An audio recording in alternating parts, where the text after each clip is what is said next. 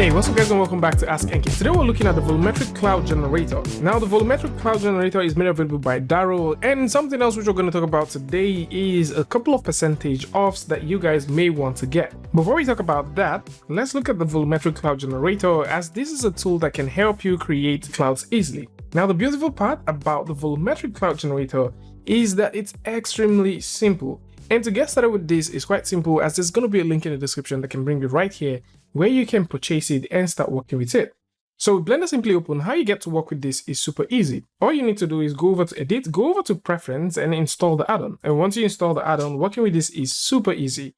Hold down Shift Tap A on the keyboard, go over to Volume. Down here, you'll notice that you now have a new cloud tool. So within the cloud tool, you notice that we have 3 different presets that you can use: the simple Cumulus, the Cumulus Cloudscape, and also the Cirrus Cloudscape. So to get started, let's take a look at the simple one.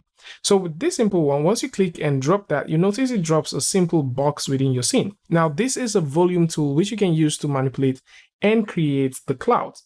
Now I'm just going to go in and grab that light and raise it all the way to this point, and then we'd also go over to the object properties, scroll all the way down, and you'd notice that you have the cloud settings right here. Within the cloud settings is where you can set the domain size how you want, and we can also crank this all the way to this other point. So once we have this going, let's switch over to our renderer, and the best renderer for this I would suggest is cycles. So I'm just going to set this to cycles, select the light, go over to light settings, set this to the sun, and then set this to 10. So once we have this one going, you'd also notice that we have a very small cloud. Now the reason why we're having the small cloud is because within the object settings, the only thing that we expanded was the domain and not the size of the cloud. So if we want to increase the size of the cloud, of course we can. So we can go ahead and increase the size of the cloud. Let's make this 20, and let's actually crank this up to 30, and that looks good. So once you have this going, the next thing you might want to play with might be like the general settings, which deals with the density. So we might want to make this a bit more dense or less dense, depending on what you're going for. And you can choose to play with the color as well. So all of these things are right here, and you can start playing with them and doing some amazing things. In terms of shape, if you go over to the shape section, you can of course use this to sort of create how the shape of the entire cloud will look like. So say you like to have the height of the cloud go above 0.30. So you can have this, you can have that all the way down. You can have this all the way up. You can do that. If you like to also extend this, you can of course go ahead and extend this how much you want. And you can also extend this how much you want as well. Let's also drag this a little bit lower. All right, so we have a very nice one here. So I'm also going to select this object, go all the way to where we have a render, and turn on the denoise so we can have this denoising really quick.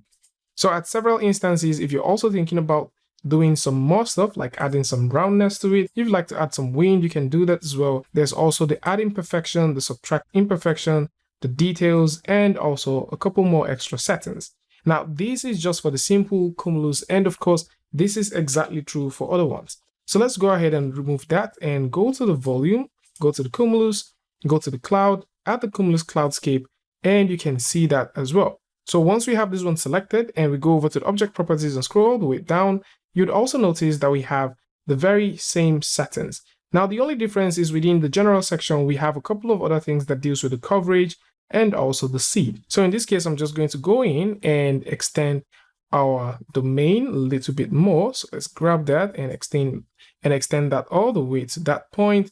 And once we have this going, we can of course play with the size as well to get more stuff and increase the density also. So the idea of the cloudscape is for you to be able to have like an overhead cloud that just simply walks. So within this section, you can choose to play with the coverage, and you can have all of that coverage if you want.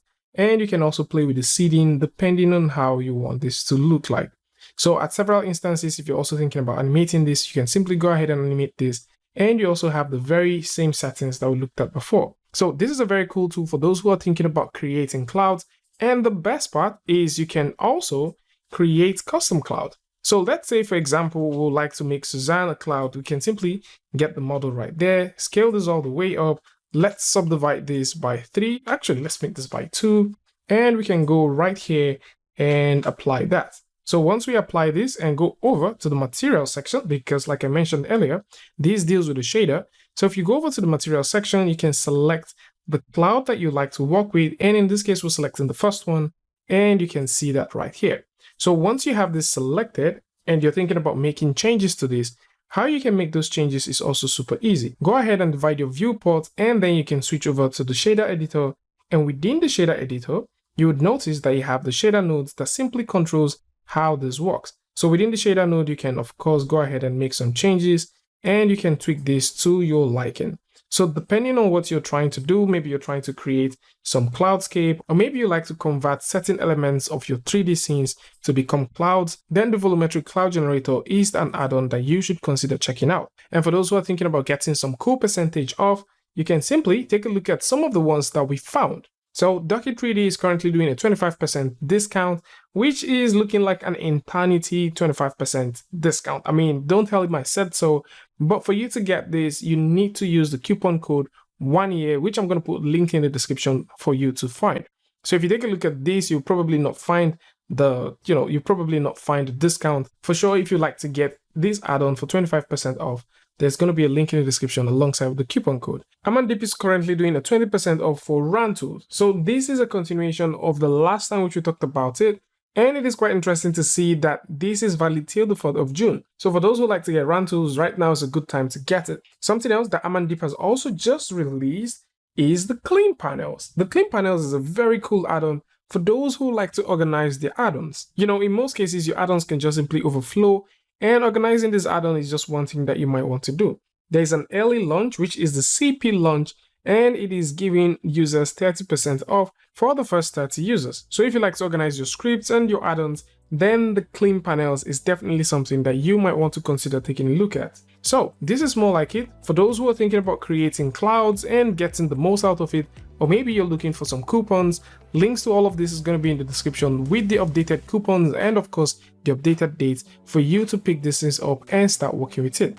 Tell me what you guys think about this one in the comment section, and of course if you like this video or you learned something from this, you can go ahead and give a like, and don't forget to share with a friend. And until I see you guys in the next one, peace.